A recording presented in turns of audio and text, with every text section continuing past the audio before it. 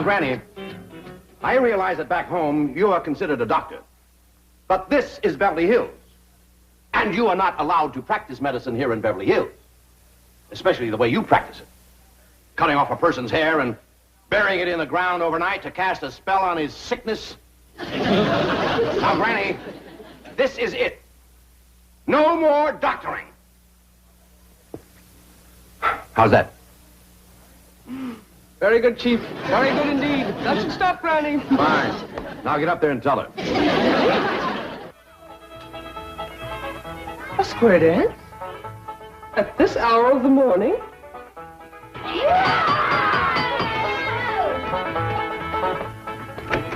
Howdy there, Miss Hathaway. Come in. Howdy, Miss Hathaway. Look who's come out here to help us celebrate the holidays. Holiday? What holiday? What holiday? It's Possum Day. Remember now? Of course she does. Anybody who disremembers ought to be stood up against the wall and shot. Granny, it just slipped her mind for a minute. It'd come back to her when she got downtown seeing the parade. Sure it would. Boy, I can't wait to see that parade. What time did they hold the Possum Day parade out here? Hey, I got a swell idea. We can watch it from Mr. Drysdale's office at the bank. Yeah, it looks right down on the main street. You get a good look at the possum juggler. Possum juggler? Yeah, that's a fellow. We got a good one back home. He can juggle 3 live possums in the air at the same time, whilst the 4th sits on his head and waves a little flag. How about it, Miss Jane? Can we watch the Possum Day parade from Mr. Drysdale's window? Oh, well, I'm afraid not. Of course not. What's the matter with me? They wouldn't have them banks open on Possum Day. Well, we could just leave early and get good places, couldn't we, Miss Jane? And until then, we're going to have us a hoedown. Come on, Miss Jane. I'm afraid I haven't time now. You see, I really came to deliver a message for Granny. Who from? Mr. Drysdale. I reckon he wants to thank you for curing him of his sickness. Well, it did take a heap out of me, Jed, throwing them spells. What's the message? Well, Mr. Drysdale says to tell you... Yes? Well... He says, Happy Possum Day!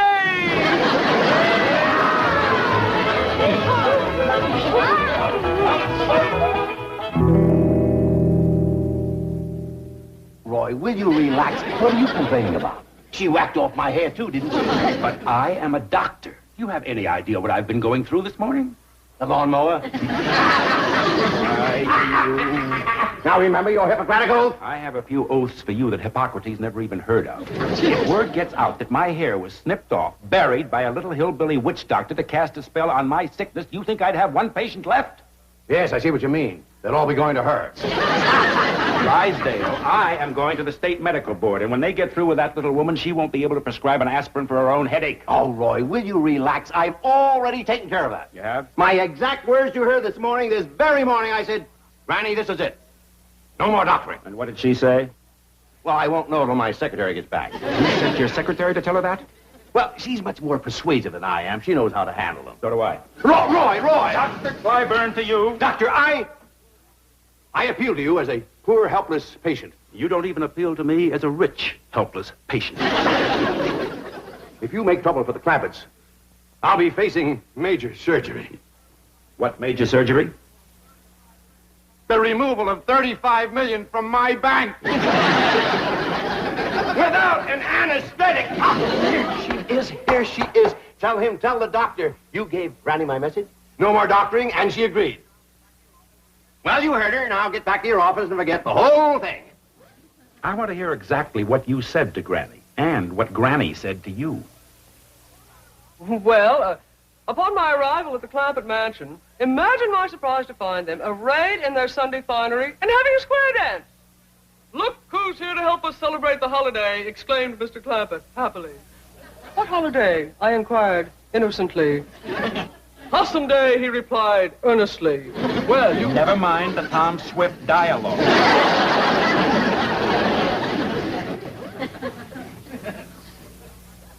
Did you tell Granny to stop practicing medicine? Well, not in those words, no. No, she said it in much stronger language. Let her tell me. And without the adverbs, please, I am a busy man. I still have a medical practice, as long as I keep my hat on. Now, what happened? Chief, are you going to allow him to treat me this way? No, I'll do it. Now, what happened? Well, they kept asking if they could watch the Possum Day Parade from your window here. That does it. No, listen. You listen. That little woman is a menace to the health of this community. She is going to celebrate Possum Day in the clink. Possum Day? Dr. Pfeiffer. Doc. Roy, boy, you are constricting my brachial artery with your hemostatic grasp. What? Get your cotton-picking meat hooks off my arm. Look, I'll go see the Clampets. I'll talk to Granny. I'll give her the message myself. I'll give her an ultimatum. I'll give you 1 hour. Oh, thank you. Thank you. You are... You are constricting my dorsal metacarpals.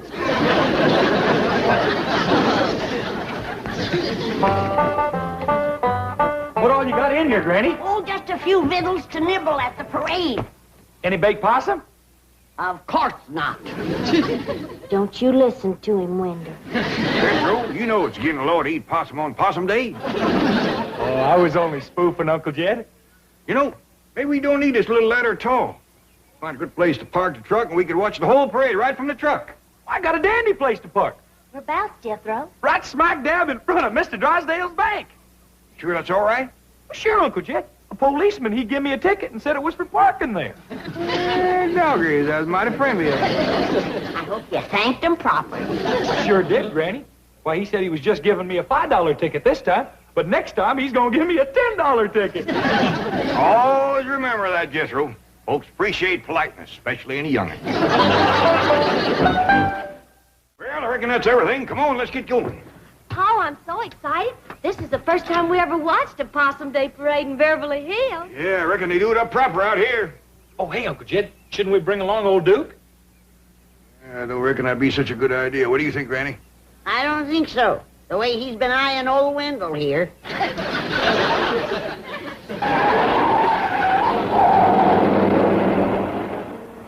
It's Miss Jane and Mr. Drysdale. I reckon they's going to join us for the parade. Wait! Wait! Oh, thank goodness we caught you. Get in. Where are you going? We're gonna watch the Possum Day Parade from your bank. Well, I'm afraid there's not... Granny, Mr. Drysdale has something very important to discuss with you. Well, can he wait till after the parade? Yeah, we don't want to miss the possum juggler. That's the best part of the parade. But there isn't going to be... I believe the medical crisis can't wait, not even for 1 hour. Oh, yes. Granny, may I speak to you alone? Oh, yes, you go on inside. I'll be right in. Here we are. It's Doctor, and he wants to talk to me about Edith. That's right, Granny. No wonder he didn't want to talk out here. We ain't gonna be late for the parade, are we? No, Ellie. But the morning's going fast. In all the history of Beverly Hills, there has never been a Possum Day Parade in the morning. What's the trouble? Granny, I don't know exactly how to say this. I hope you won't be upset. Now, when you've been a doctor as long as I have, there's nothing you haven't heard. Say, that does look a little raggedy, doesn't it? You better come on out and let me whip you up a poultice for your head. No, please. No more medicine, especially not today.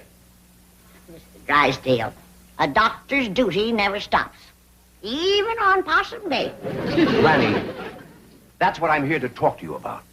You see, cutting off a person's hair and burying it in the ground to cast a spell is not the approved method of practicing medicine here in Beverly Hills. I don't like it myself, but not having the proper medicine, I had to make do with old-timey ways. But I got enough for a poultice for you. No, Granny, I'm sorry. You'd like to have your hair back, wouldn't you? Well, not after it's been in the ground overnight, no. I mean to grow back. Oh, it will. It'll probably take a month or so. Not if I make you one of my hair-growing poultices. Granny, that's what I'm trying to tell you. You cannot do that anymore. Not out here. I can't, huh? Jed! Come in here! Oh, please, don't go back home. Don't leave Beverly Hills. We'll work out something. Yeah, Granny. Remember I whacked off Jed's hair clear across the back there? Yes? Show him what my hair-growing poultice did for you, Jed.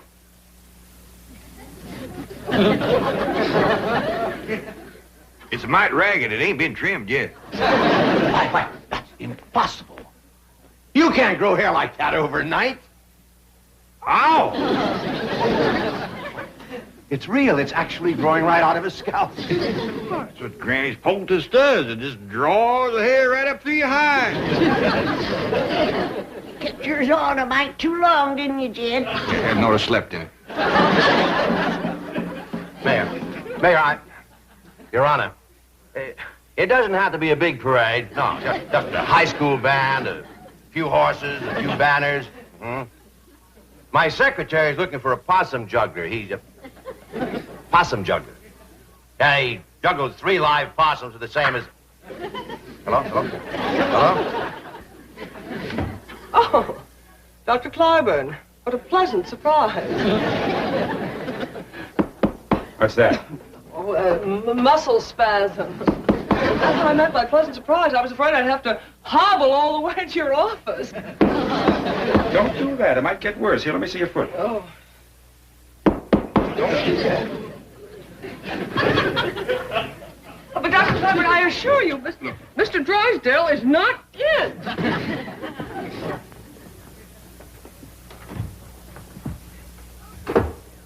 See? Told you. Not here. I wish I could stay out of my office. Have you any idea how it destroys the confidence of a patient to be examined by a doctor who keeps his hat on? Patient gets the feeling things aren't going well. The doctor's ready to skip out of town. Well, Dr. Clyburn, everyone knows you're the finest doctor in Beverly Hills. Now, don't try flattery on me. Now, what about Granny? Oh, that wasn't flattery. I didn't say it was. I just said don't try it. Now, what about Granny? Did Milburn speak to her? Absolutely. I drove him there myself. Did he lay down the law? Tell her no more doctoring? Or did he chicken out as usual? Oh, Mr. Drysdale is not one to chicken out. He has an excellent law record. Yes, I've heard it.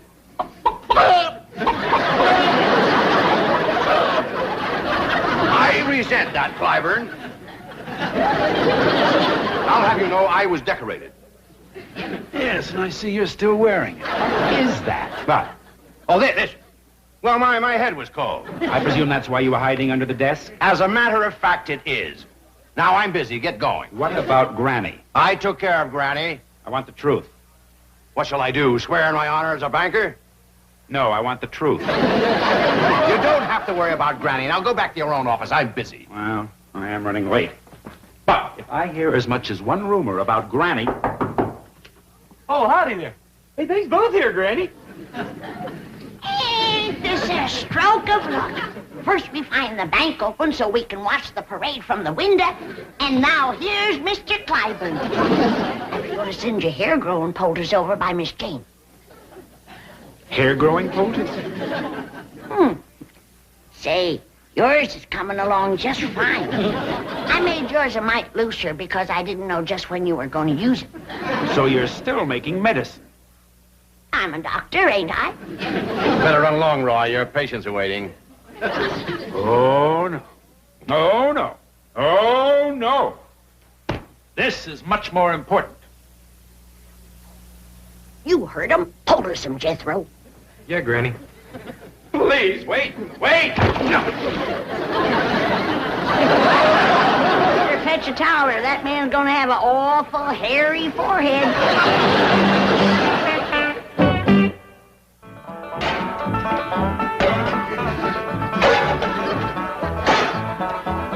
Granny, how many of my critters can I take back home with me? None that you didn't bring with you. I don't want nothing around that's gonna remind me of this miserable place. Well, how about my skunk? He won't take up no room. Leave him here. Well, he might get kind of lonesome. They ain't got many skunks in Beverly Hills. There's plenty of the two-legged kind. Like that ungrateful, good-for-nothing Clyburn feller. Say, Granny, it's coming on for nightfall. What you say we all get a good night's sleep and we start out for home first thing in the morning? I ain't spending one more night in this Beverly Hills, and that's that. I'm going back home, where folks appreciate you doctoring them back to health and poultice hair on their heads. That Clyburn fella was plumb ungrateful, was he? Downright nasty. Why, he's claiming that he wasn't even sick when he came here yesterday. He says that Jethro put him to bed against his will. Why, he's even claiming that he's Mr. Drysdale's doctor. You don't say. I cured them both. Now he's wanting all the credit. Granny, let him have the credit. It ain't that, Jed. But it's the meanness of the man. Why, he yanked my poultice off his head and throwed it out the window. Then he poked his finger in my face, and he says he's gonna get after me with a doctor's board. What's a doctor's board? I don't know. But it must be big. He says 4 doctors sat on it. That's when Jethro came in. Right, Jethro? Yes, sir, Uncle Jed. I said, you take a board to my granny, and I'll bust it over your head. I don't care how many doctors is sitting on it. Well, I reckon he was considerable provoked to see that. I was pretty provoked myself, waiting outside. Why, what happened to you? Well, as you know, this policeman gives Jethro here a ticket for parking in front of the bank. A $5 ticket. Well, when a policeman come by and tried to give me another ticket, I said, no, thank you, we already got one. It's all the same to you, I'll take the money. Well, he commenced to mean-mouthing me, and I said, now, hold on there. If that's the way you're going to be, we won't take your money or your ticket. What did he say to that? He asked me if I want to come down to the station with him, and I said, no, I don't want to miss a Possum Day parade. Well, what did he say to that? He said there wasn't no Possum Day. No Possum Day? That's what he said. These folks don't appreciate nothing out here. Jethro, you call Mr. Drysdale at his bank, and you tell him to send over your Uncle Jed's $35 million right away. We want to take it with us. But Granny, $35 million in cash. You can't possibly. You want it in what? Nickels, dimes, and quarters. Hello? Hello, Granny. Hello? Well, the Possum Day parade's all arranged. First thing tomorrow morning. Let's see, we're going to have an elephant. Too late, Chief. The Clampetts are leaving. No. The Knights. No. And taking their money. No. I thought I'd drop by on my way to the medical board. They'll have my report in case Granny tries to practice medicine again. How many doctors did you say were on that board? 4, all top men. Well, you're going to need all 4. Oh, Chief, remember you're a bank president. Allow me to hit him. What's the matter with you two? Look, Milburn, aren't you content just to look like an idiot? You have to act like one, too. And will you take off that silly-looking baby bonnet? Hair. Chief, you've got hair. Hair where? Of all places, on your head. Granny's poultice. It works. Look who has hair. And who has it? It is a medical impossibility to so stimulate the cranial integument as to produce in a few short hours more than a microscopic filamentous outgrowth of modified epidermic tissue known as hair. She did it. That little hillbilly witch doctor did it. Come on, Chief. Grab your coat and get your hat. There's still time to stop them. I won't do it in that step. Please, Granny, I need my hair. You can't refuse me. You're my doctor. Hey, Granny, guess what? They do have Possum Day out here. They just celebrate one day later than we do. Yeah, and they're going to have a parade tomorrow morning. And Mr. Drysdale and Miss Jane say we can all be in it. And them too. We might even let him in it. I played bass drum in the Harvard band. I was once a drum majorette. It would be a bit of a shame to have him march in the Possum Day parade looking like that. Yes, it would. It would. All right. I'll make you a poultice and you can sleep in it tonight. Thank you.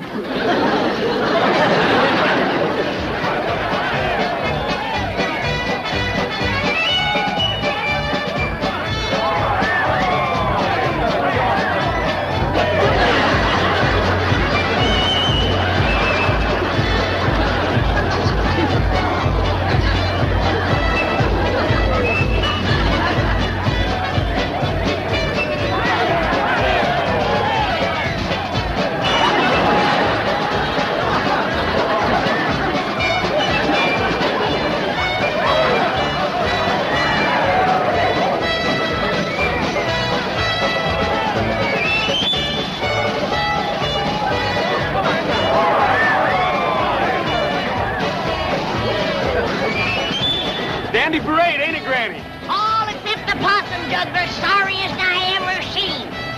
Boy, she's doing the best she can.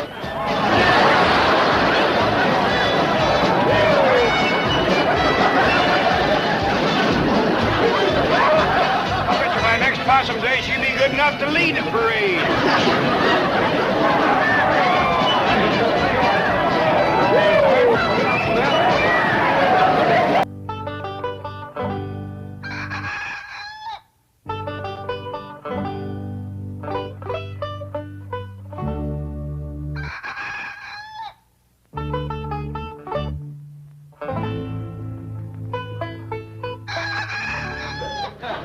Get going. Man, it ain't even daybreak yet. Earl, did you have to crow this early? You did fine, Earl.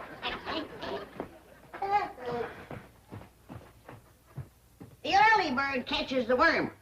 When we plow up that front yard out there, you're going to be up to your wishbone in them.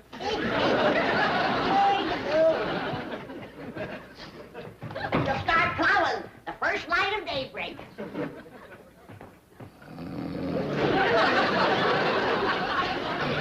Shame on you. City living has made you soft and lazy. Now get to your feet before the whole morning is wasted. It's already past 4 o'clock. 4 o'clock's powerful early. No, not when you have the whole front yard to plow, and corn to plant, and taters, and turnips, rutabagas, and onions, and oats, and barley, and watermelon. All right, Granny, all right. Now, you get in the kitchen and get some breakfast on the table, and we'll be in directly. See that you do. Let's eat us a good big breakfast, Jethro, because you and me are going to be pulling that plow. Paul? No, Ellie, now, I know you're strong and you're willing, but this here is Beverly Hills, and just wouldn't look right for a young, pretty girl to be pulling the plow. No, Ellie. Uncle Jed, what Ellie's trying to tell you is that we went out last night and got a mule to pull that plow. You did? Well, yeah, like you were saying, this here is Beverly Hills, and we got to keep up appearances. That's right. Where is it? Well, it's tied to that big tree out back. Well, Jethro, he didn't look too happy there, so I bedded him down. Good girl, Ellie.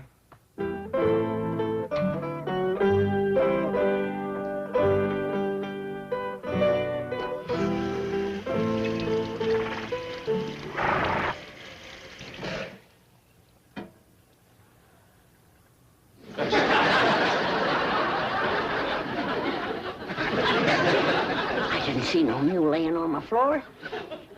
Couldn't have seen a mule laying on the floor. There ain't no mule to see.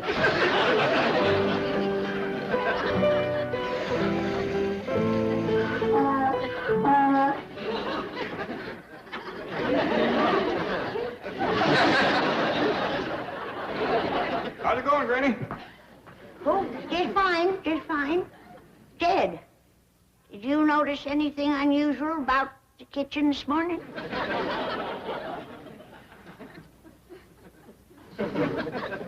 Nope. Unless you mean that mule sleeping on the floor over there. Oh, praise be, Jed. I thought I was having visions. Who brought him in here? You know as well as I do who's always bringing outdoor critters indoors. Well, see if you can get him back outdoors again. I don't cotton to mules laying around my kitchen. Tain't neat. I take care of him. Now then, young feller, if you'll just come along with me quietly. Don't rile him, Jed. I got kicked by a mule once. I want to tell you, it's smart. Lenny, can I help you? You can help your pa get that mule out of here. You sure can. You won't move for me. Well, y'all just stay here and I'll talk to Nelson. Nelson? Come on, Nelson. If she could just talk to folks the way she talks to critters, we'd have us a politician in the family. Get that mule bed out of here and wash up for breakfast, all of you.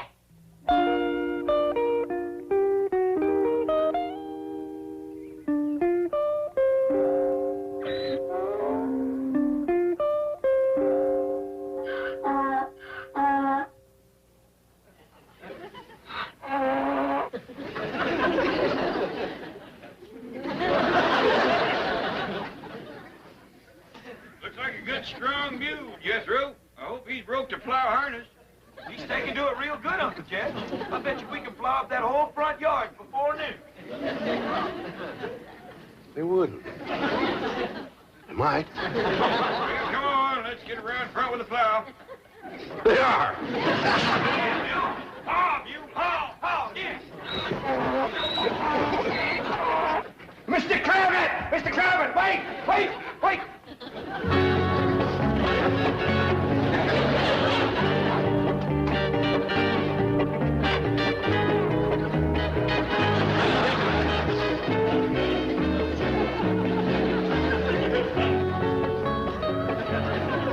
Oh, and Jethro's bringing the plow.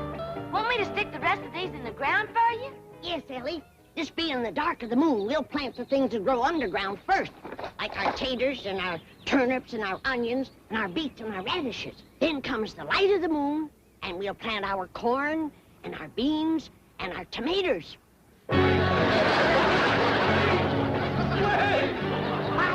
I spoke too fast. He ain't only willing, he's anxious.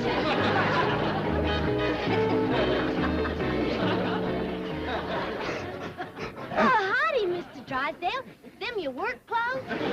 So, Ellie, and just because you're such a nice neighbor, I'm gonna let you plow the first furrow. But unless you've got tough feet, you better put on some shoes. Granny. Ellie. Please. He is anxious. I'll go see what's holding up the men folks with the plow. It ain't no use, Uncle Jed. This here mule's done made up his mind. He gonna sit for a spell. Yeah, knowing mules like I do, we might as well set for a spell, too.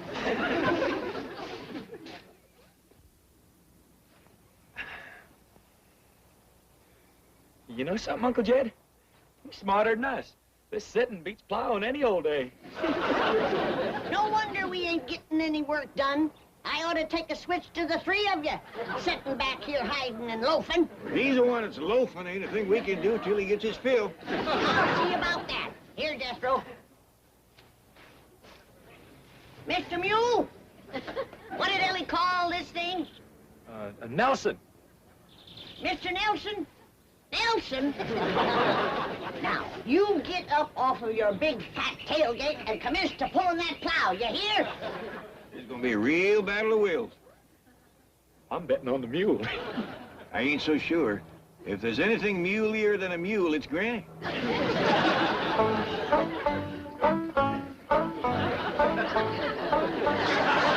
Granny? Ellie Mae, you busted the spell. Another minute and I'd have had that fella buffaloed. What's the trouble, Ellie?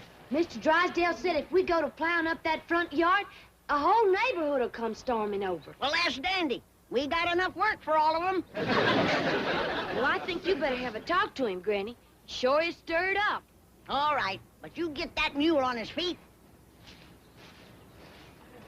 Nelson balking again, is he? That's a fact.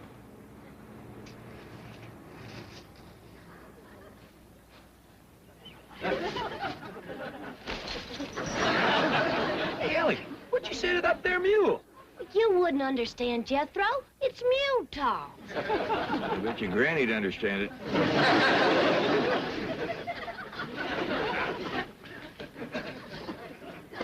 Hold on there! What are you doing? Granny, you can't grow things like turnips and onions here in front of the house. That's turnip and onion soil if I ever tasted it. You can't grow anything. There's a zoning ordinance here. Now you tell me. I already swallowed it. Bless you. Thank you.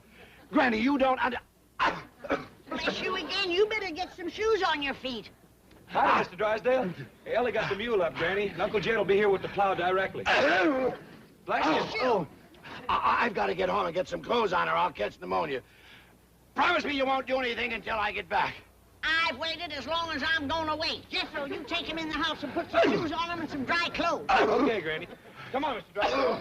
No, no! Hey, you better never say no to Granny unless you hide one standing.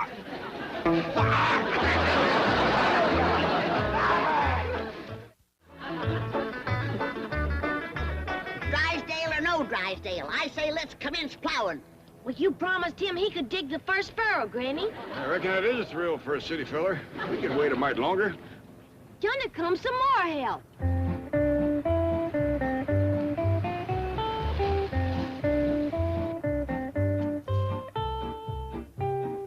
in the name of Secretary Freeman are you doing? We're fixing to plow and plant. What does it look like we're doing? That's what it looks like you're doing. Oh, thank goodness I got here in time. You city folks are willing, but you sure don't know how to dress for plowing. Does Mr. Drysdale know about this? Oh, yeah, we was waiting for him to plow the first furrow. And we ain't gonna wait much longer. Granny, yonder he comes. Don't start yet! Don't start! Don't start yet! Don't start!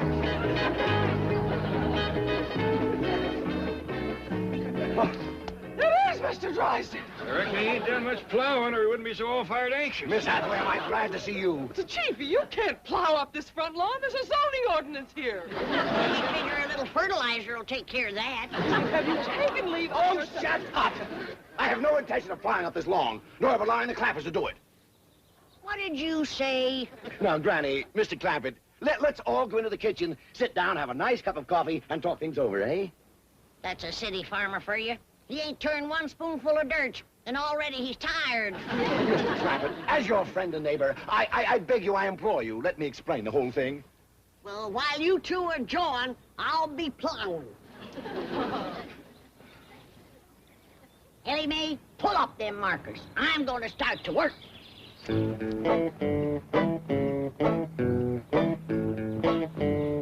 Giddy up, Mule! Ha! Let's go!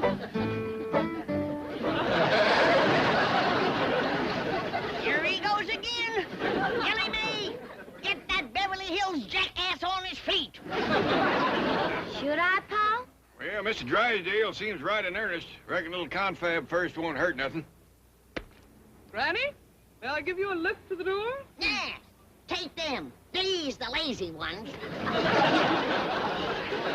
now, as I was saying, that piece of ground out front is the best on the whole place for gardening. It's nice and level, it's got no stumps or brush to clear, it's handy to the house, and it's handy to the street. So as Granny can set up a little stand and sell some of the stuff she growed. Well, I reckon Mr. Drysdale got up a mite too early for a city fella. Ellie Mae, give me some more coffee. Mr. Clampett, your neighbors in this lovely and exclusive section would never accept such action. They would originate petitions. They would bring legal proceedings. They would take every means to protest vigorously and vociferously. You mean to get him riled? Exactly. Well, now, we sure don't want to do nothing to rile the neighbors, but Granny's powerful set on plowing and planting that piece of land out front. Mr. Clampett, I will explain to Granny that in addition to the aesthetic depreciation and the local hostility that would obtain, the net results in volume of produce weighted against value per acre would make the entire venture economically unfeasible. Well, if you're going to explain it to her that way, I might just as well start plowing. You gonna tell Ellie to get that mule up, or am I gonna have to start turning that ground by hand? Granny, just bank your fire for a minute. Ain't you done jawing yet? No, not quite. What time is it? Almost straight up for 9 a.m. Hear that, Jed? We've done wasted the whole day. Hey, pour your Granny a cup of coffee. You want to do your granny a favor? You get that four-legged friend of yours to pull in the plow, like he was paid his bucket of oats to do. Granny, a dashing without Pa tells me it's all right to do. Are you going to tell her? Not right this minute. Now, sit down. Setting is for hens, not for farmers. Now, I'm going out there and look that mule in the eye till he does my will. And I want to warn you, Jed Clampett, you're going to own a mule with a powerful headache and a broke spirit. I hope your field trip idea works. That little woman out there is harder to convince than a bank examiner. Don't worry, Chief. I shall carry the message to Garcia, or in this case, to Granny. Well, I'll change clothes and get down to the bank. Lots of luck. Now then, shall we put Granny in the front seat with me? Well, I kind of favor the back seat twixt Jethro and me. I figure maybe we got the best chance of holding her in the car. Yeah, because Granny ain't going to take this sitting still. That's a fact. Well, I got her hat and her reticule. Granny won't go no place without she totes her reticule. How far is it to the place we's going, Miss Jane? Oh, it's about an hour's drive from here. That's going to take considerable holding. It sure is, because right out there is two of the stubbornest critters that ever faced off.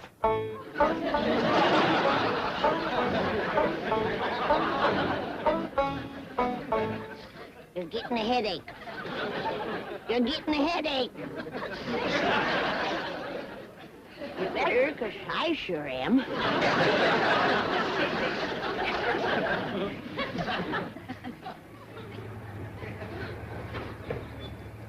Come on, Granny, we's all going for a ride. Well, if that don't take the roof off in the barn, loafing isn't bad enough. Now it's joyriding on plowing day. It ain't exactly joyriding, Granny. We got something to show you. Indeed we have, Granny. This will be a ride you'll never forget. That's for sure, because there ain't going to be no ride to remember. The pleasure is considerable if you come, Granny. Miss Jean's going to show us all about gardening and crop raising. That'll be the day when a city woman can show me. Pedro, I reckon in order to save time and palaver, you'd best fetch Granny along. Granny, you know I got to do whatever Uncle Jed says.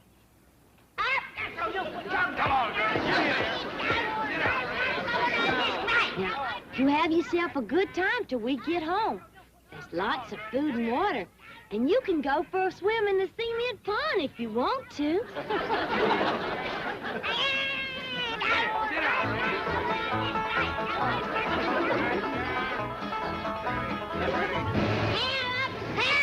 I'm being kidnapped! I'm all kidnapped!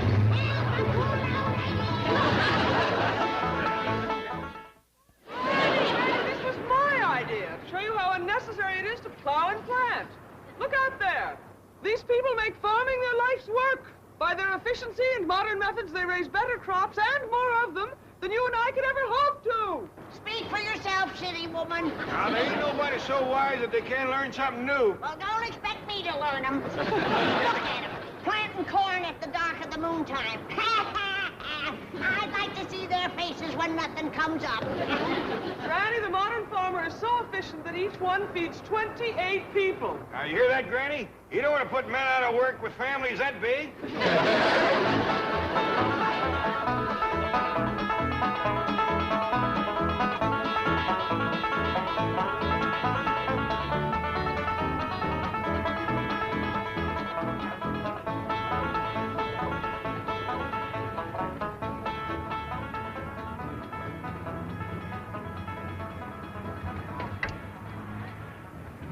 How come we stopping here, Miss Jane?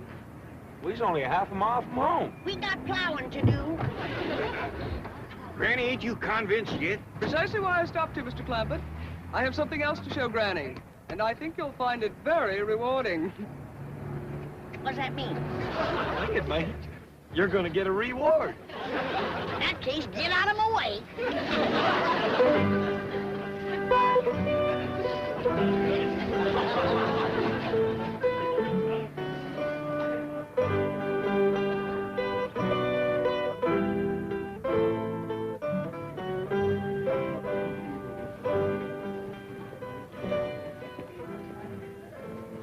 Now, Granny, while the others are exploring the rest of the market, I want to show you how unnecessary it is to plant a garden.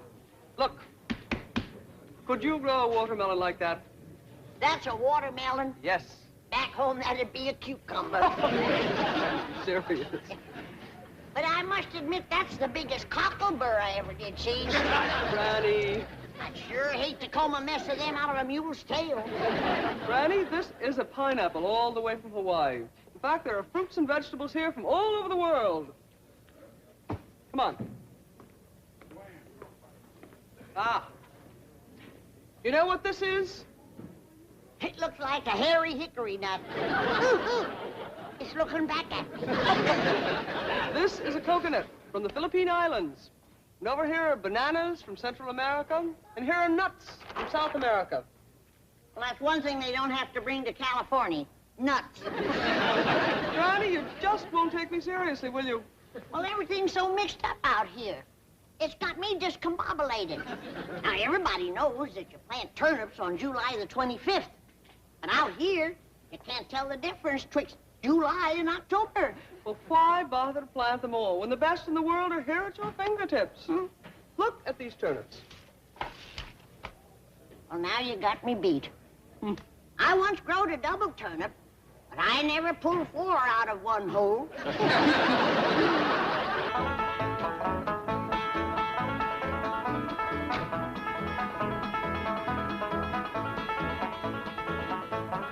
Well, Granny, how'd you like the trip? I liked it fine. Wasn't that supermarket an eye-opener? Best riddle store I ever did see. Wonderful. Now let's get busy and start plowing. Granny, I thought you done give up the idea of growing your own victuals. I did, till I went through that thing they call the checkout stand where you pay for what you got.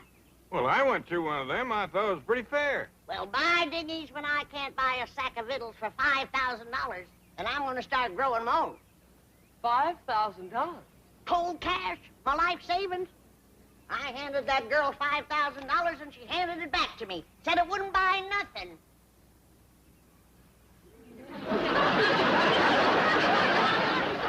Well, no wonder, Granny. It's Confederate. So am I.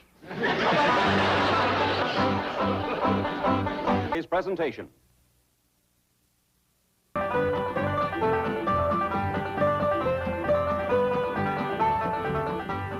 Good, Duke.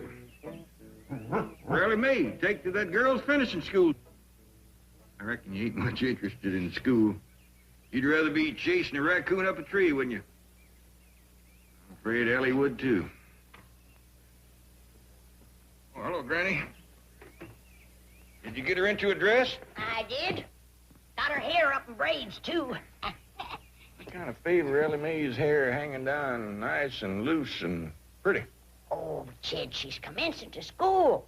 And a schoolgirl should wear her hair in braids. How come? That's so the boy that sits behind her can stick her pigtails in the inkwell. That's how they get acquainted. Might work all right back in the hills, but here in the city, things is a mite different.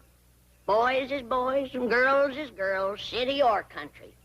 I bet you Ellie Mae has a boy toting her books home tonight. I'm afraid not, Granny. You see, in the school where Ellie's going, there ain't no boys there. What kind of a fool school is that? I want Miss Drysdale to hear it was her idea. I might have known it. That woman is a troublemaker. She never did cotton to us living here, and she's up to something now.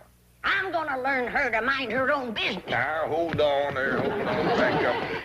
So Miss Drysdale done Ellie Mae a favor to get her into that school. That's what you call a girls' finishing school.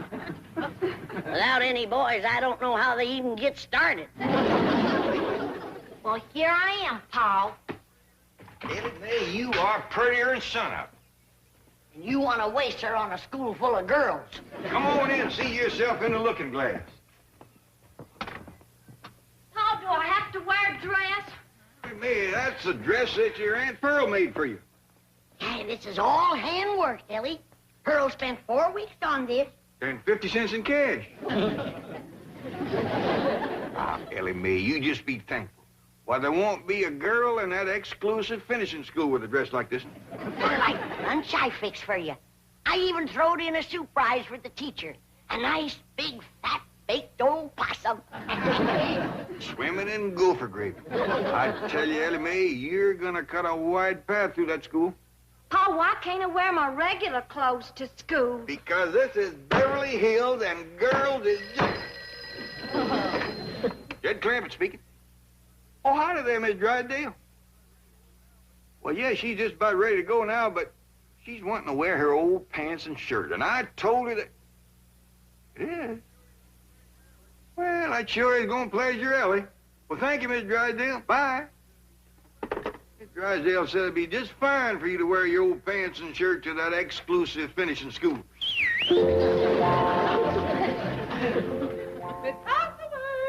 Oh, wait a minute, Chief. Your wife is here. Yes, I know you want to... Hello? Hello, hello? Hello, hello to you. Any news from Milburn? Oh, yes, he'll be in Friday. Oh, good. I rather imagine the Clampetts will have moved away by then. Moved away. What have you done, Mrs. Drysdale? Only what you and Milburn have been urging me to do. Be helpful. I recommended a school to Mr. Clampett for his daughter, Ellie Mae. Oh, well, that was very nice. What school? One befitting the daughter of a Beverly Hills multimillionaire, our most exclusive private finishing school. Not the Willows. Where else? You and Milburn keep reminding me that under her blue jeans and faded shirt, Ellie Mae is as good as anyone. She is. But those girls at the Willows are insufferable snobs. They'll cut her to ribbons. Well, don't blame me if she finds herself beyond her social and intellectual depth. I've been saying from the first that the Clampetts didn't belong. I've tried to spare them this humiliation. You are all heart. They must be on their way to the Willows. After the reception they get there, I rather imagine they'll be on their way to the hills or the caves or wherever it is they came from. Mrs. Drysdale, this may cost me my position here, but there is something I must say. You are a fink.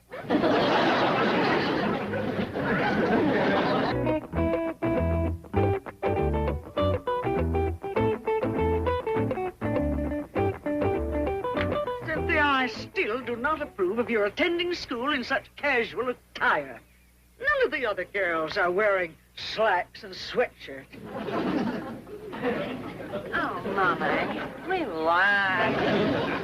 The other girls look to me to set the pace. Tomorrow, everyone will be wearing mink sweatshirts. And then, of course, I shall switch to chinchilla.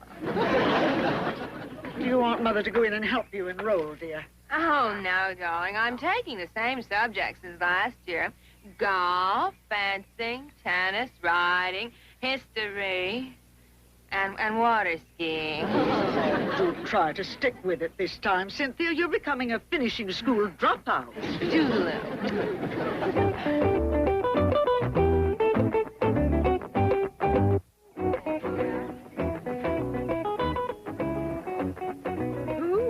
That up for you, Sin. My couturier, but of course the idea was mine. Oh, pardonnez-moi, mademoiselle. Je cherche mademoiselle Clampett. Oh, well, I'm afraid my French is a little rusty. I am from Haute Couture, the famous Parisian fashion magazine. Well, this is my own concept. Well, we cannot all be creative, n'est-ce pas? Oh, but getting back to Mademoiselle Clampett, we understand she is enrolling here today, and naturellement, she will set a new style plan just as she always does. Clampett? Oh, yes, they has just moved here from their mountain chateau. They're ghastly rich, swimming in oil. Complete non-conformists, fiercely original. They sometimes weave their own cloth. Oh, well, that is original. I think she is arriving.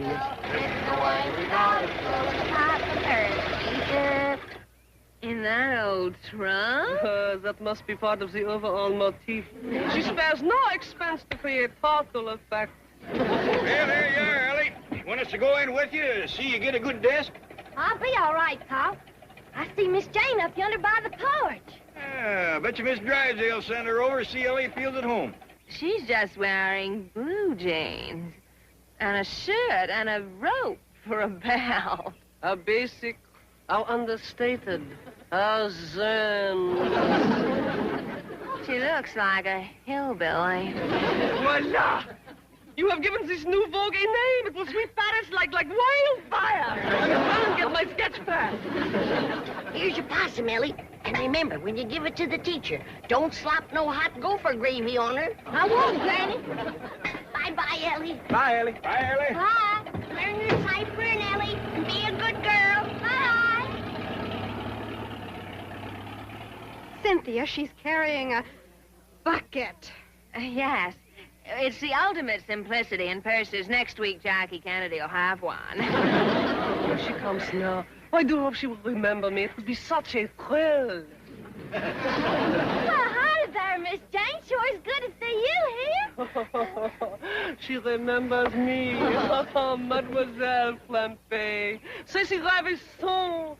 C'est un si grand honneur.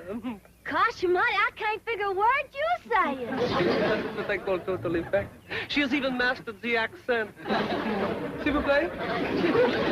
Vous êtes formidable. Howdy there, Miss Jane. Ellie Mae, you didn't spend no time at all at school. Well, I know, Pa. I met just one girl, and then Miss Jane said we'd ought to leave. Well, I thought it best. Ellie Mae, you didn't give the teacher her possum. Well, Miss Jane wouldn't let me.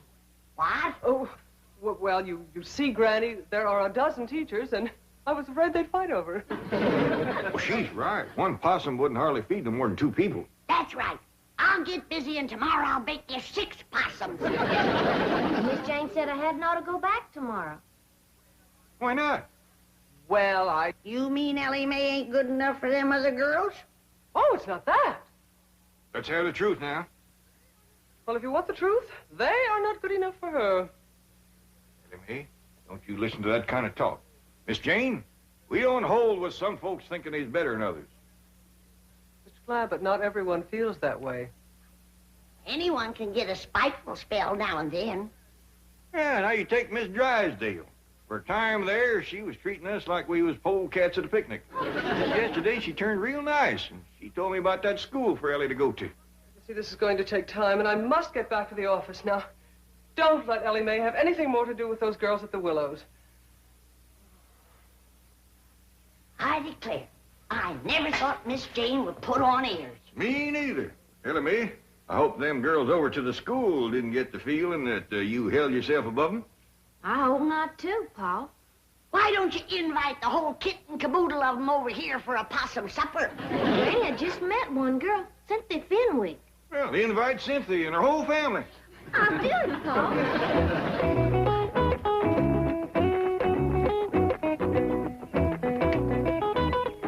Cynthia, darling. Hi, Mommy, darling. Homework tonight, forehand volley. Cynthia, the most ghastly person has been phoning for you today.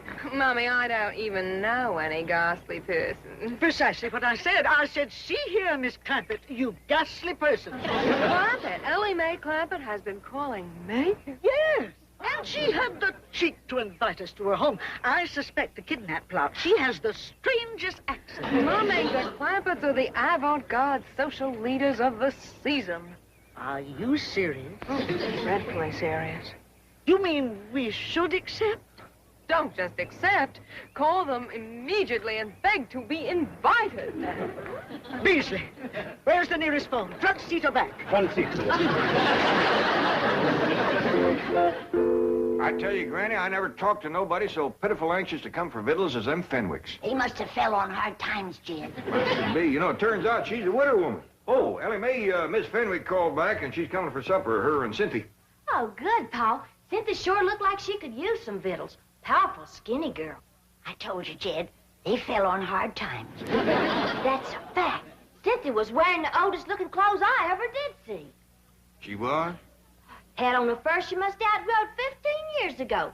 It barely come to her middle. And her pants had been worn till he was plumb shiny. Her ma's in worse shape than she is. That poor old widder ain't got nothing to wear. You don't say. Well, it must have shamed her something terrible to have to say it, but right on the telephone, she asked me, did she have to dress for dinner?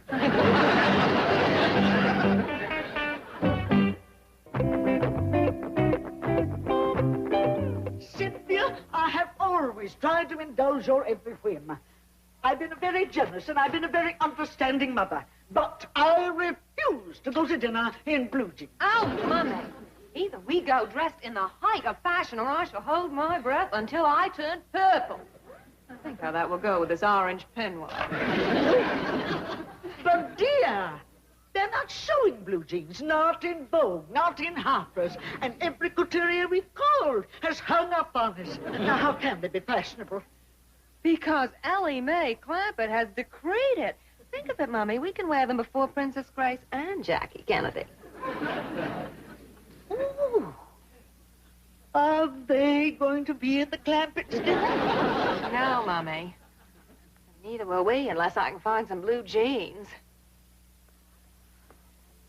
I best call Ellie Mae and explain why we're running late. Why, sure, Cynthia. You and your ma just take your time. That's all right. Bye. Paul, you sure was right about them folks being hard up. They's gonna be late because they can't find clothes to wear. Ellie Mae, you're thinking about the same thing I am. Take 'em some of mine. Pride is done in a way that don't rob 'em of their pride. Jethro, I want you to drive Ellie Mae. She's going over to Fenwick's to take him some clothes. Oh, yes, sir. Oh, they can have some of mine, too. Mine, too. That's the spirit. Come on, Jethro.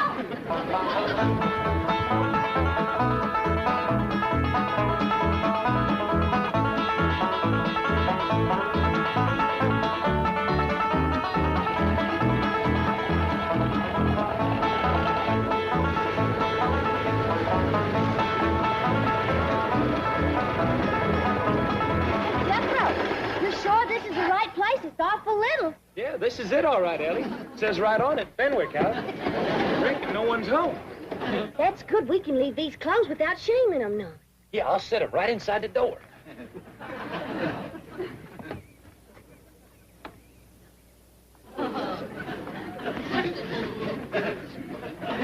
Look at Ellie. Just one teensy little room. And not a stick of furniture in it. Hey, and look. He's trying to grow a little garden right here in this box. No wonder poor Cynthia's so thin. There ain't enough in there to feed a baby rabbit. It would have broke your heart to see where they live. Their whole house ain't no bigger than a chicken coop. They don't even have a place to roost. Not one stick of furniture. No victuals except some little old greens that's trying to grow in a box. Pitiful. Just pitiful. You know, I always wondered why the Lord give us so much, but I reckon this is the reason. He wanted us to share with poor, needy folks like the widow Fenwick and her young'un. Now, Ellie Mae brought them some clothes. Granny is going to give them some food. What they need now is furnishings for that poor little house of theirs. Now, quick, let's load up the truck before they get here. Granny and Ellie, you get some dishes and some eating tools. Jethro and me, you'll find us some furniture. I want you young'uns to learn something now that I hope will abide with you for the rest of your days. The greatest joy of living is a joy that comes from giving.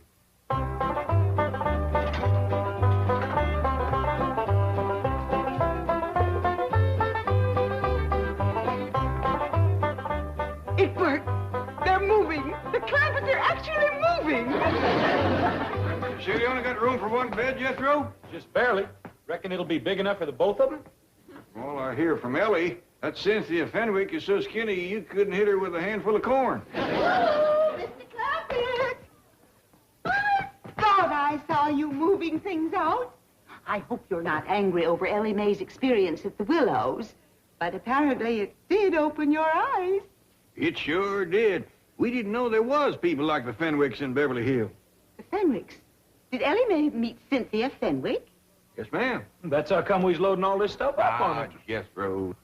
No use robbing folks of their pride. He's right, Jethro. The less said, the better. Just load up and go. We's hurrying quick as we can. Let me help. Yeah, that's mighty neighborly of you. I'll go see how Granny and Ellie's getting along in the kitchen.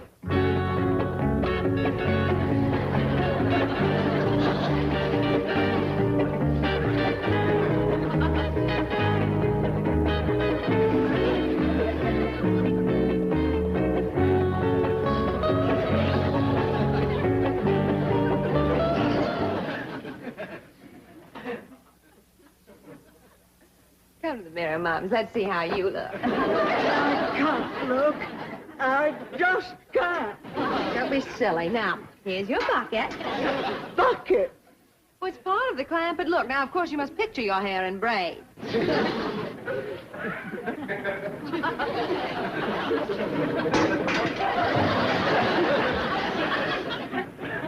Really?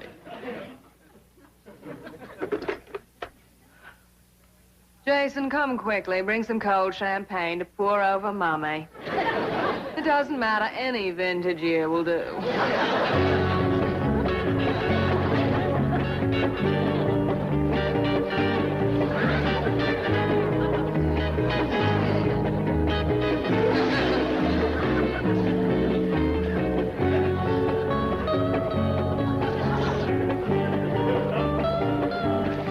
My doggies, I never seen a woman so overcome with the spirit of giving as Mrs. Drysdale. She's still toting things out. I wish she'd get the spirit and start giving some of her own things. If she don't let up soon, I may hint about that. Jed Clampett speaking. Oh, howdy there, Miss Cynthia. Y'all coming over today? Well, I'm afraid Mummy's not well. Might we have a rain check? Why, you betcha you can. Just a minute. Granny, is it going to rain tonight? All the signs point to it. Granny says yes. You'd best keep your maw inside and in the dry tonight. Yes. Well, I shall. How about tomorrow? Just a minute. How about tomorrow, Granny? Fair and sunny. Granny said tomorrow will be fine. You all come over and spend the whole day. Oh, thank you, Mr. Clampett. Thank you and bless you. We are so deeply grateful to you for your kindness and understanding. Well, I'd really just love to say more, but Mummy's fainted and I must attend to her. Well, yes, ma'am. You do that.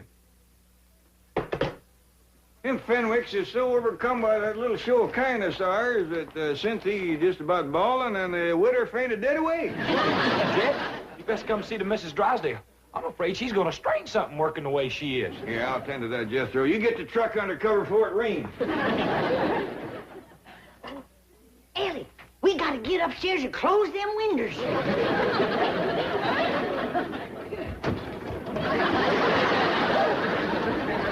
Whoa, Miss Drysdale, hold on there. Hold on. Tomorrow's another day.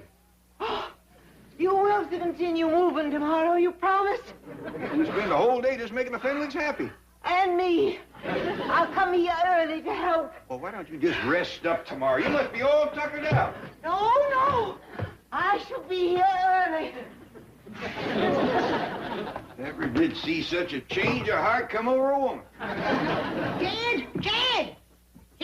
Oh, Granny, let's have victuals early so we can all get to sleep early. Tomorrow's a big day. Ain't none of us gonna get to sleep early tonight, Jed Clampett. Why not? Miss Drysdale done emptied out all 12 bedrooms.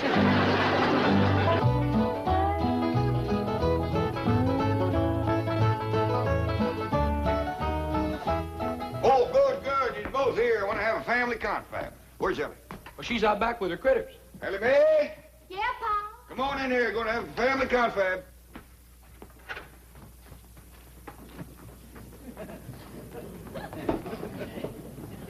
Well, as you all know, poor widow Fenwick and her young'un is coming to spend the day, and we all got lots to do.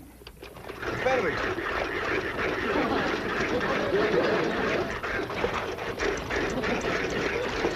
Hold it. Start doing right away. I'd like to say a few words first. Now, let's commence with the victuals.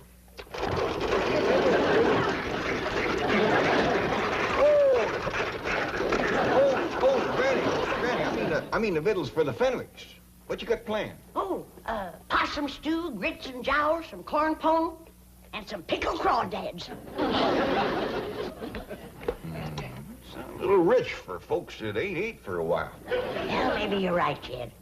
To get the wrinkles out of their belly, I'll start them off with some nice hot owl soup. That'll be fine. Now, Ellie, you, Jethro, delivered them that box of clothes, right? That's right, Pop. I never knowed there were so many needy folks in Beverly Hills. Me neither. By doggies, you gotta admire that widow Fenwick. She's poor but proud. Jethro and Ellie tells me that right across the front of this little house of hers, she's got writ big as life, Fenwick House.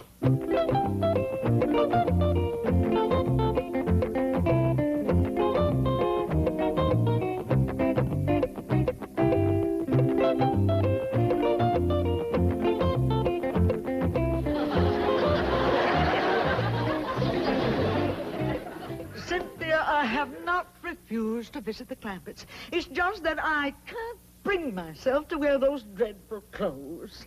They are not dreadful. They are the very latest fashion introduced at the Willows Finishing School by Miss Ellie Mae Clampett herself. Don't you understand, Mummy? The latest thing is to look basic and understated. It has something to do with Zen. But they just don't look right. Mummy, when a girl as rich as Ellie Mae Clampett wears something, it's got to be right. Now, come on, let's not be the last millionaires in Beverly Hills to get the new look. The Clampett look.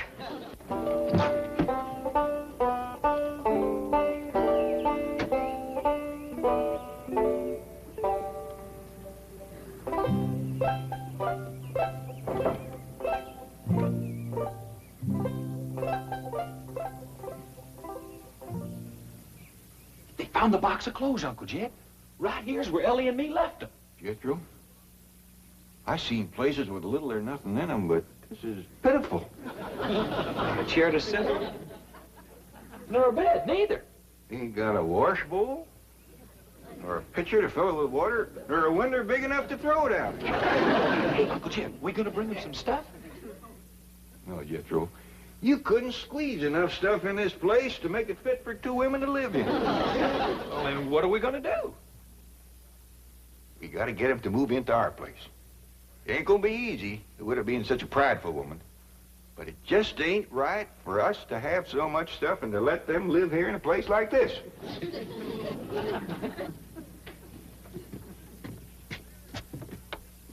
Now, there's something I just can't understand.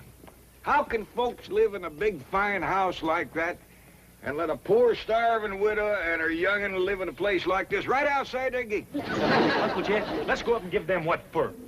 It ain't for us to speak judgment on them. Maybe the spirit of love will take hold like it did Miss Drysdale. The clappets are moving, la, la. The clappets are moving, la. And I am so happy.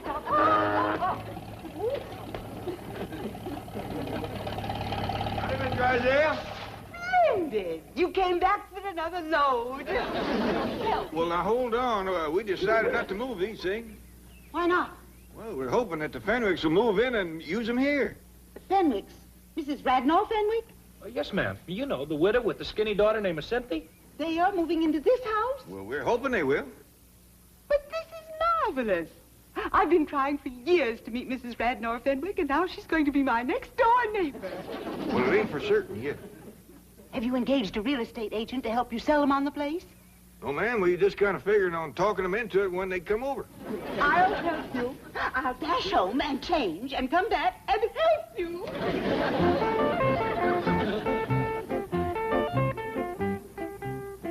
You see what I mean, Jethro? The spirit of love has put wings on her feet. I'll say, Uncle Jed. Just look at her go over that head. Oh, really, Mummy, and that mink, you look just like any other common, ordinary, everyday millionaire. Now, take it. No, Cynthia, I can't. I just can't. Well, you must. I just can't. Mummy, if anyone were actually to see you, I would die of mortification. Mummy, I thought I told you, no Jew. No, Cynthia, I feel positively nude without diamonds. You're trying to achieve the Clampett look, a look of studied slovenliness. Oh, Cynthia. Beasley, our purses, please. No, Cynthia, not those buckets. Be silly, Mummy. Yesterday, Ellie Mae Clampett carried one to school, and the effect was devastating. Oh, dear, if your father could see us now, he'd just turn over in his mausoleum. Beasley, get the rolls out of sight quickly. We'll call you if we need to. Yes, Beasley, park it close by. Yes, I'll phone you to the front seat number. Oh, Mummy, look at that. Oh, yes. Disgraceful, isn't it? Disgraceful? It's fabulous. Unbelievably understated. It's probably the only purely existentialist car in Beverly Hills. We must have it copied. Cynthia, we've used nothing but rolls for decades. Oh, Mommy, this is progress. Don't you understand? Frankly, no. I seem to have lost all sense of values. It's like a nightmare.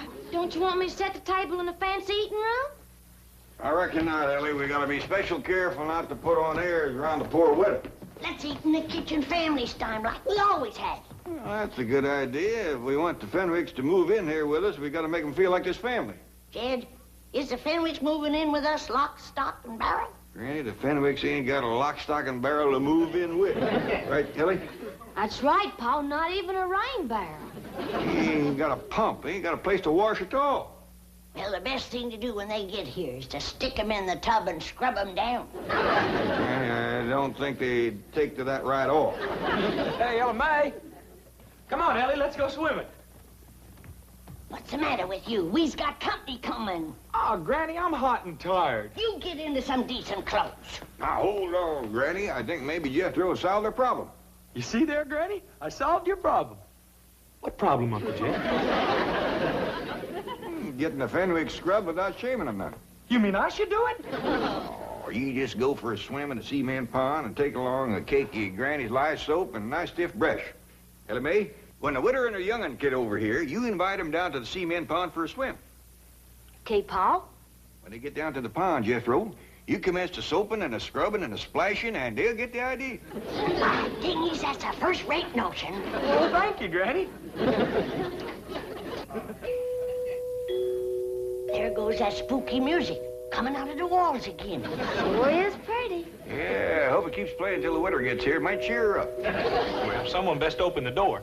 Because as soon as that music starts to play, someone's going to come a knocking at the door. Yeah, I noticed that. Take a look outside, Ellie. I just can't through it. Mommy, please, you can do it. Come on, I'll help you. They's coming, but that poor old widow woman can't hardly make it. I'll get my jug. Is they wearing the clothes you bring them? Yeah, Pa, and toting buckets. To carry home leftovers. Lord love 'em. Let's go give 'em a helping hand. Howdy there, Cynthia. This here's my Pa, and I reckon this is your Mom. Welcome, welcome. Well, dogged if you ain't plumb tuckered, Widow Fenwick, but don't you worry. Granny'll fix that.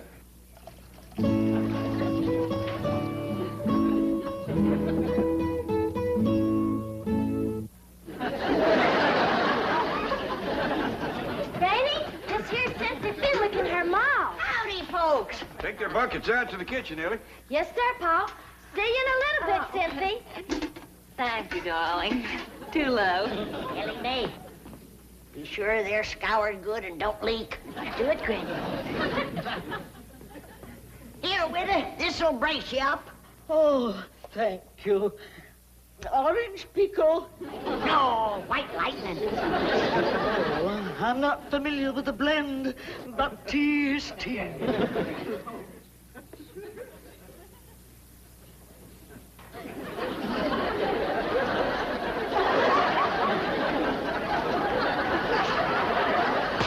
Got her to breathing deep. Here, Mommy, have a cigarette, darling. Oh, I wouldn't light a flame so close to your maw just yet. You just might set her off. Come on, Widow. Let's go to the kitchen. I'll give you a nice hot bowl of owl soup. Owl soup? Oh, Cynthia, please send for the rolls. No, Mommy.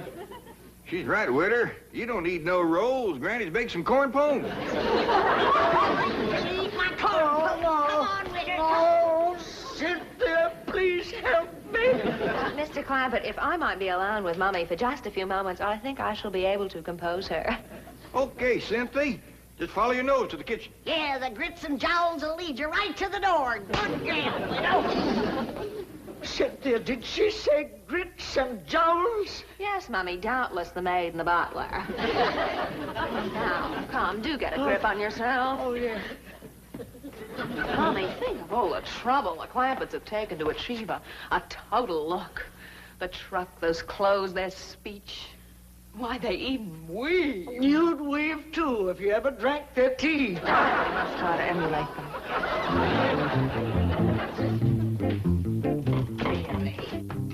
They'll never sell this house to the Fenwicks. We can practice on the cleaning woman. Howdy there. Are you Grits? I beg your pardon. Oh, we all is looking for grits and jowls. Well, you'll find them in the kitchen. And please stay there, out of sight. Now see here. We uns is friends of the Clampetts. Obviously. And the sooner you're all out of Beverly Hills, the better. Meantime, stay out of sight in the kitchen.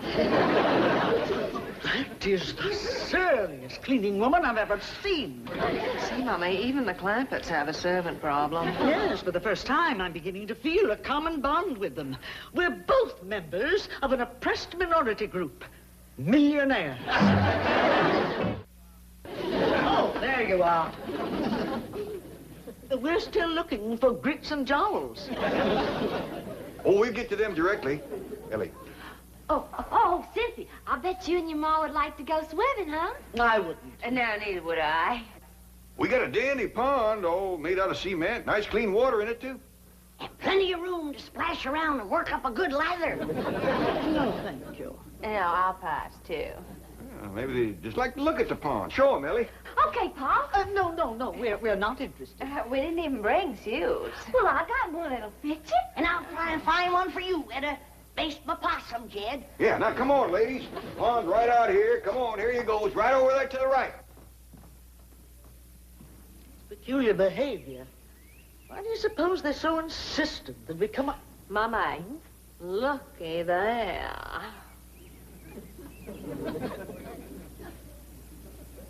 Magnificent. What a specimen of manhood. Who do you suppose he is? Let's find out. Clampett! Oh, Mr. Clampett. Who is that Adonis by the side of the pool? Adonis? That magnificent creature with the rippling biceps. Let's take a look, ma'am. That's why they wanted us to see the pool. They're going to attempt a little matchmaking. Oh, I hope so.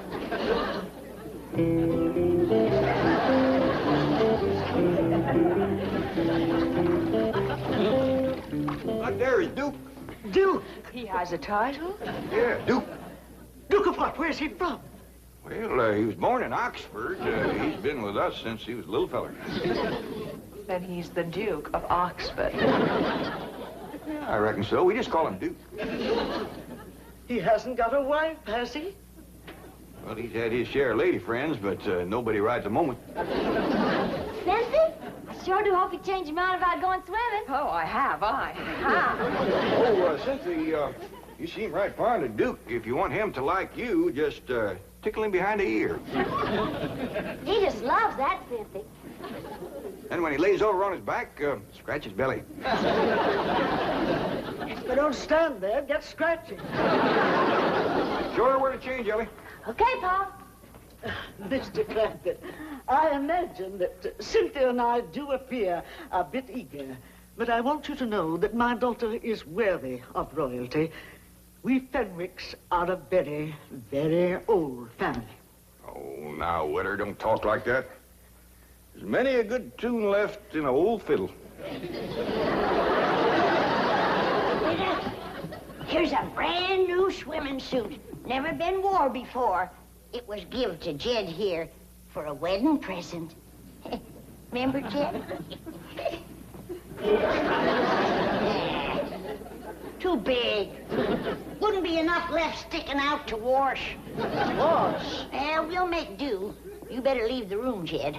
Go on out to the laundry tub, Witter, and peel your shirt off.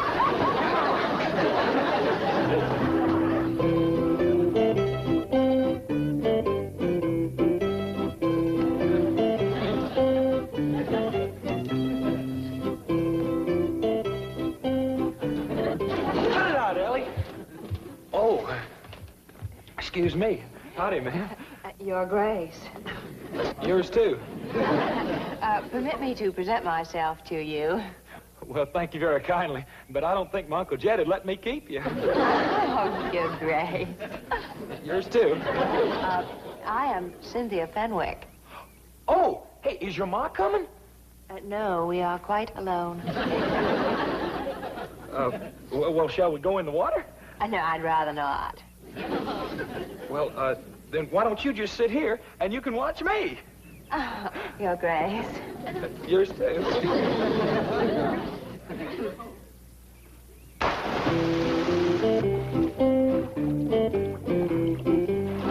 Now watch here. Are you watching, Cynthia? Oh, yes, I am. All right, now, here we go.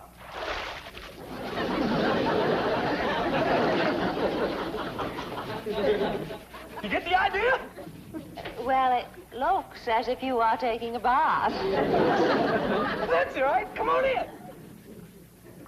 Your Grace. Yours, too.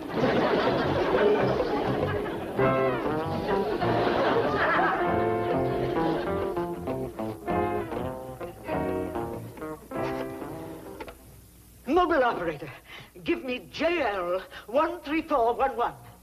No, make that 12. I want the front seat. I thought I told you to stay out of sight in the kitchen.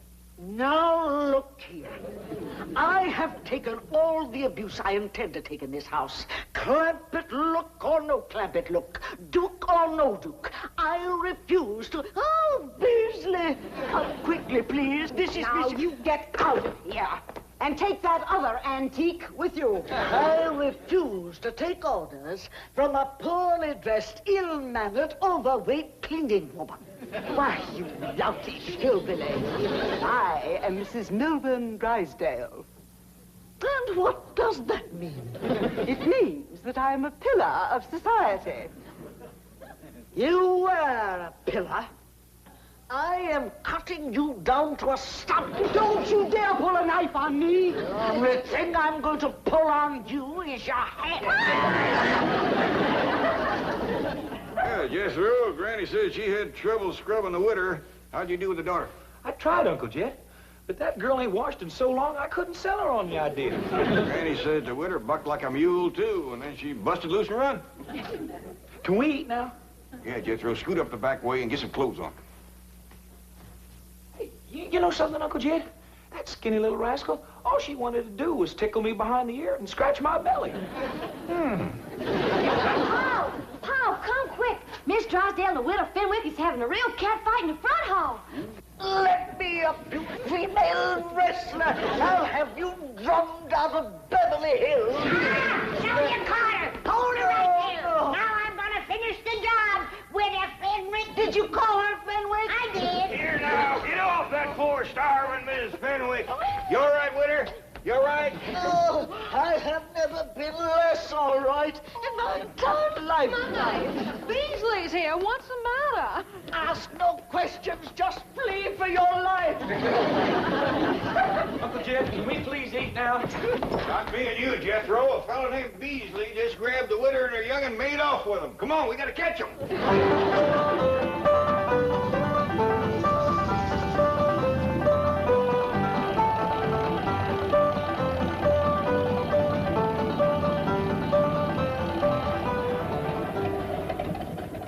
They turned right in there, Uncle Jet. And now the gates are closed.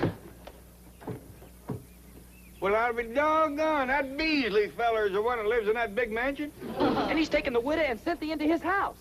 And bowing and scraping to him, too.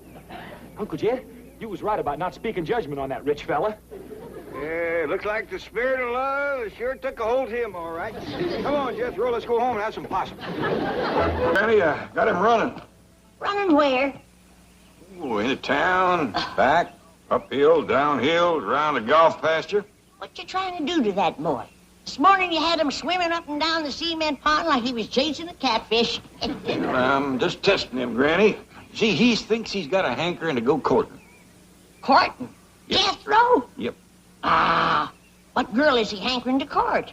Well, I don't think he's got a girl yet. He's just got the hankering. That young'un ain't ready for courting. Maybe he is, maybe he ain't. That's why I'm running him and swimming him. I figured to dull his edge a mite. Then if he still feels like chopping wood, he's ready.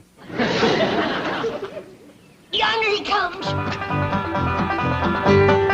He don't look tired to me. Me neither. I don't think he's going to be able to stop.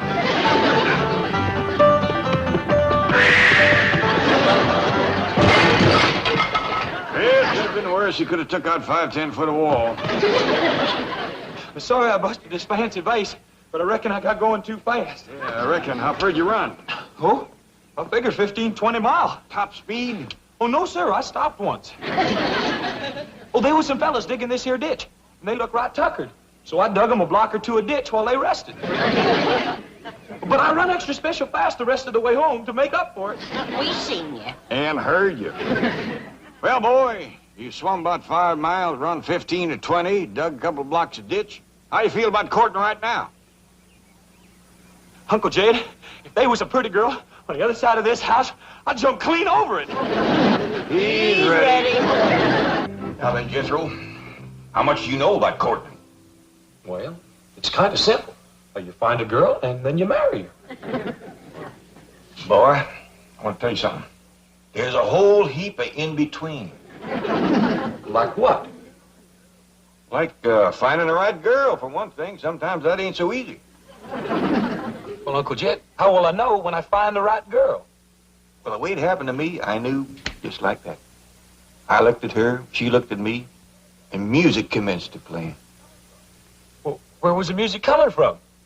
From our hearts, I reckon. Well, I ain't never heard no music come from my heart, or no one else's neither. Of course not, because you ain't met the right girl yet. But when you do, you'll hear it. I heard a bell ring. Does that mean something? Means somebody is calling. Kid Clampett speaking. Hello, Mr. Clampett. Jane Hathaway here. Did I by any chance leave a large brown envelope there last evening? Yes, ma'am. Right here by the window. Good. I'll have Miss Trigo drop over to... Is Jethro there? Yes, ma'am. He's right here. I'll drop over and pick it up. No call for you to do that. I'll have Jethro fetch it right down to the bank to you. Uncle Chad, I want to commence courting. Just a minute. The bank is a fine place to commence. There's lots of pretty girls work there. Oh? Oh, yeah. Jethro will be down directly as soon as he washes up and puts on his good clothes. Well, no bother at all. Bye. Diggity dog! I'm going to carry this down to the bank, and I'm going to carry me a girl back. Oh, whoa. It ain't as simple as all that. Even if you should find the right girl, you got to make courting talk first. I do? Why, of course. Well, Uncle Chet, how do you make courting talk? Well, you got to kind of sidle into it. Like you start off with, nice day, ain't it? And then you work around to where it looks like it's going to be a nice night, or a walk, or a drive, or a dance. And, of course, along the way, you got to throw in a couple of, my, ain't you pretties, and get your dandy dancer. We talk like that. I'll get you on now, Uncle Jed. All right, boy. You got enough to get you started. Yes, sir. Type up a business expense voucher for last night's dinner conference. Food, $150. Beverage, $200. Entertainment, $15. Entertainment at a business dinner? Guest speaker. Gave a very interesting demonstration of the 27.5% depletion allowance benefits. I'd better make a note of his name. Of course. C.D. Laverne. Laverne C.D. That's right. Now, take a letter to, Excuse me, I'm sorry, but there's a Chickadee Laverne who insists on seeing Mr. Drysdale. Chickadee? What? You tell old Chick I'll call him from the club.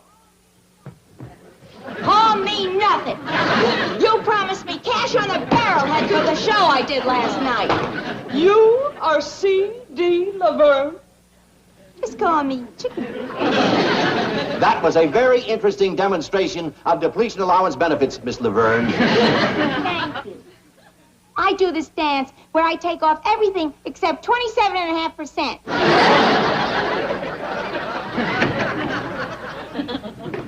Howdy. Well, howdy to you. You're Jethro, aren't you? Yes, ma'am. You hear any music? No, should I? Oh, yeah. I should, too, but I don't, darn it. Well, if you'll wait, I'll hum something for you. What do you say, Chief? Oh, Jethro, how nice to see you. Oh, howdy, Miss Jane. Something wrong? No, just listening for music. What kind of music? Heart music. Heart music? Try me again, Jethro. Yes, ma'am. Janet, I'd like to speak to you in the pool. Pool? The secretarial pool. Let's go. I shall return, Jethro. Here you are, Chickadee. Oh, thanks, Mr. Drysdale. You know, for your next dinner, you ought to use my specialty act. The one I'm famous for. Mm-hmm. They bring out this great big egg. There's music coming from it. The MC says, "Here's Chickadee." And I pop out of the egg, and I go into my dance. Oh, cute, huh? Try the Chase Manhattan Bank. They love big eggs. You don't even have to hire an orchestra. Look, I got this little transistor radio. See? Watch. I tuck it in here. That's very interesting. Don't call us, we'll call you. Of course, for my specialty, I have to charge a little more. Those big eggs cost a lot of money. I'll keep you in mind. Oh, howdy. Hi. I hear it. I hear the music just like Uncle Jed said I would. Uncle Jed? Yeah, he said that I know you was the one just as soon as I heard the music. Oh, he caught my eye. Come on, let's go. Wait a minute, don't rush me. Oh, I forgot. It's a nice day, ain't it? I mean, it's gonna be a nice night for a stroll, a drive, or a dance. I mean, you sure are pretty. And I bet you're a dandy dancer and lots of sweet talk like that. Come on, let's go. Jed Clampett speaking. Oh, howdy, Miss Jean. Jethro get there all right? Yes, and he brought the envelope, but now he's disappeared. I can't find him anyplace. I see. Well, tell me, is the bank missing any girls? I mean, Jethro might have told her one off. Jethro? Oh, I hardly think that. Wait a minute. There is one possibility. A girl from the secretarial pool who... False alarm? No girls missing. Oh, that's too bad. Well, thank you, Miss Jean. Bye. What's too bad, Jed? Jethro didn't find him no girl down to the bank. I told you that young'un wasn't ready for courting. Yeah, maybe just as well. I was worried I hadn't given him a good enough talk first. With Jethro, it takes a little extra. That's a fact. The last I heard, he thought his ma found him under a cabbage leaf. Well, I'll finish cleaning my rifle, and when he comes back, I'll take him hunting. That'll give me a chance for a real man-to-man talk. Looks like Jethro done all right. Found herself a girl. From here, it looks like he found himself a girl and a half. Hey, kid, is this where your uncle lives? Yeah, me too. Ooh, that's a big one. Big strapping girl like that can sure help you with the housework, Granny. Housework, that girl can pull a plow. Let's go meet Uncle Sugar. Well, that's Uncle Jed. Yeah. Yeah.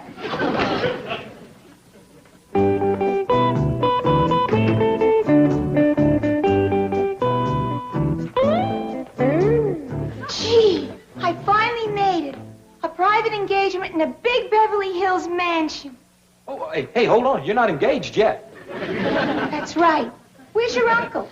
Hey, Uncle Jed, I done found her. Come see. Here she is, Granny. Jethro, stop your bell. There and Louisa coming. Here she is. I heard the music, just like you said I would, Uncle Jed. The girl, the one and only, Miss, I don't know your name. Laverne. Chickadee Laverne. Howdy there, Miss Laverne, Chickadee Laverne. This here is Granny. Howdy. Howdy. You people live here? You own this mansion? Yes, ma'am. They found oil on our place back home, so we moved out here. Oh, you're one of those oil millionaires. I played all over Oklahoma and Texas. You don't say. This here's my daughter, Ellie Mae. Howdy. Honey, I don't want to worry you, but your fur piece is moving. This here is possum. Ellie Mae, take them critters outside. I told you again and again, the house is no place for them. Yes, sir, Paul. Well, when's the engagement? Tonight? Tomorrow night? I'm ready. Me too. Now, maybe we better get better acquainted before we start talking engagement. Why don't we all sashay out to the kitchen? Oh, come on, Miss Chickadee. I'll take you. What do you women folk think of her? Well, don't you think she's a little bit too old to marry up with Jethro, Punk? Of course she is. It kind of worried me, too, especially her talking about playing all over Oklahoma and Texas. Take a heap of years just to do that. I still say she's too old for Jethro. You can't tell about city women, Granny. I've seen old ones that look young and young ones that look old. Well, I'll just go and ask her how old she is. Now, wait, Ellie. If we're going to find out Miss Chickadee's age, we got to do it in a kind of roundabout way. I don't want her embarrassed now. You leave it to me, Jed. Come on. What a kitchen. Oh, yes, ma'am. This here is my favorite room in the whole house, because this is where Granny keeps the victuals. Do you like to eat victuals? I don't know. I don't believe I've ever eaten any. Well, Miss Laverne, Chickadee Laverne, how are you and Jethro getting along? Oh, just call me Chickadee. I love this mansion.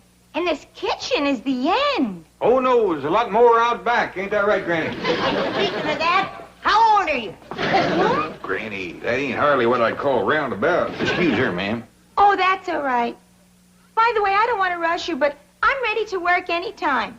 It's going to be a thrill working in this beautiful mansion. You hear that, Granny? Jethro, I'll say this for you. You didn't pick a lazy woman. Thank you. Maybe you better get better acquainted with Granny here, because she's the one you're going to be working with. You got to be kidding. Huh? I can do anything you can do, honey. Granny's little, but she's wiry. She moves around real good. Yeah, I know, but, I mean, well, couldn't I work with her? Oh, sure, if you'd rather. Well, I mean, she's younger and all. She's a heap younger than you. Granny. How old are you? Granny, how about you and Ellie Mae wamping up some victuals for Miss Chickadee, and I'll show her around the outside. I realize that Jethro looks like a full-grown man, but he's still kind of a boy. Yeah. He's cute, though. Well, I'm glad you feel that way. He's a fine young'un. Now, I'd like to know a little more about you, Miss Chickadee. Oh, you mean about my work? Yeah, everything. Just everything right from the start. Well, I got my start in burlesque, New York. Sounds like a nice place. About how long ago was that? You don't have to be exact. I'm just trying to get a notion. Oh, about 18, 19 years ago. Is that a fact? That's when I first broke out of the egg.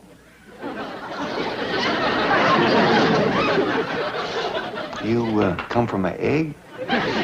Sure, you know about that, don't you? Oh, yeah, of course. I'll tell you what, why don't you go over yonder and look around Cement Pond over there? I want to have a word with Granny. Oh, swell. I love this place. It's beautiful. Well, thank you, ma'am. I'll see you in a bit.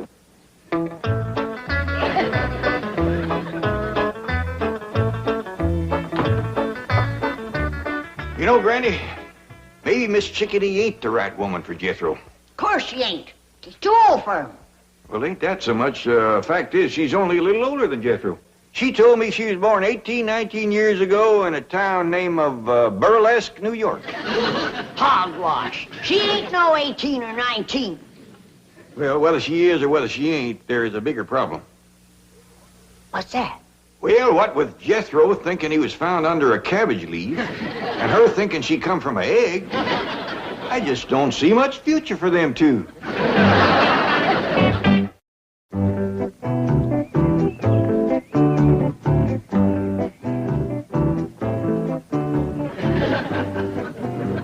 Sure do appreciate you showing me how to work with you, Miss Chickadee. Glad to do it, kid. Say, when you get your glove off, that's when we commence to working? Yeah, that's when we really get started. Tell me something. Your dad's worth like 35, 40 million bucks, right? Why do you want to work?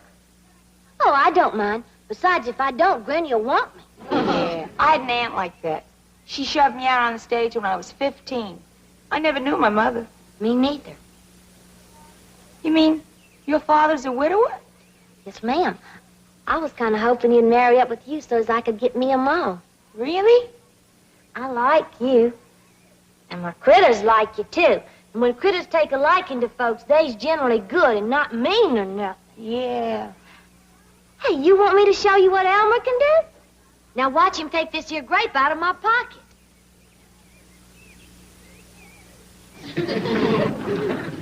Say, he sure is clever with those little hands. Could he untie a bow? Sure he could. Elmer, you and I may be working together. Howdy there, folks. Mr. Clampett. Granny? Mr. Clampett, I'm sorry to trouble you, but I need one more signature. No trouble at all. Not compared to the trouble we got with Jethro. Now, Granny. Well, hasn't he arrived home yet? Oh, of course. He's right out there in the kitchen now, poking on the victuals. I shall pop in and pass the time of day with the handsome lad. Miss Jane would make a heap better match for Jethro than that old... Now, Granny, don't bother Mr. Drysdale with our family problems. Now, Mr. Clampett, as I've said before, your problems are my problem. I am willing and I hope able to help you in any way possible. Well, that's mighty neighborly of you to take so much interest, but... Don't think nothing of it. We bankers like to take as much interest as we can.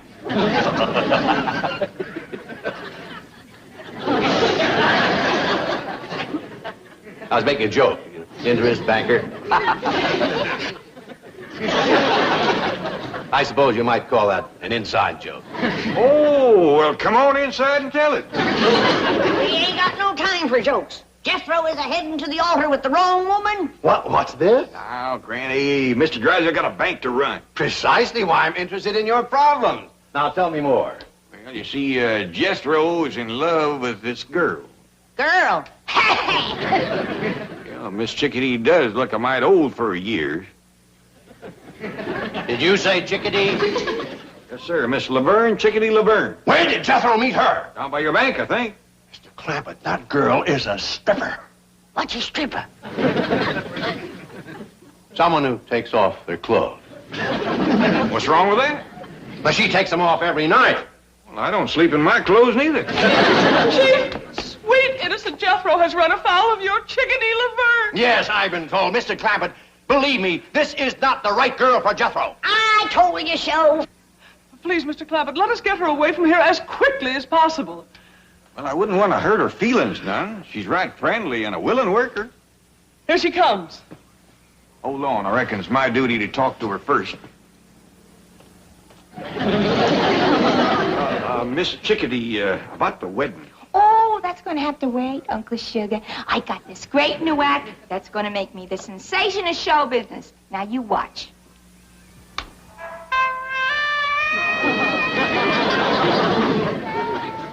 This is going to be a great act. The MC gives me a big intro. I walk through the curtains with this raccoon. Right away, he starts unfastening my... Great act. Great act. Now, let's hurry down the bank, and I'll sign you up for the big convention next week. Hey, Uncle Jed, where's Mr. Drysdale taking my sweetie? Never mind, Jethro. But I found her. She's mine. I courted her and sweet talked her and all. Forget about her, Jethro. Go take yourself a swim.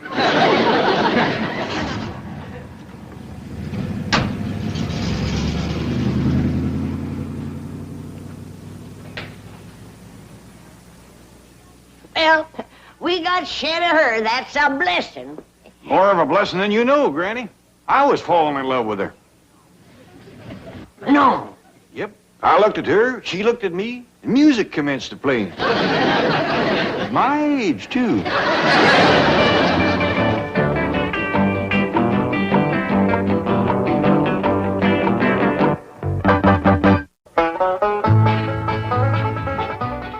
In the early American wilderness, your enemies will take all they can get. Know thine enemy and never let them see you afraid.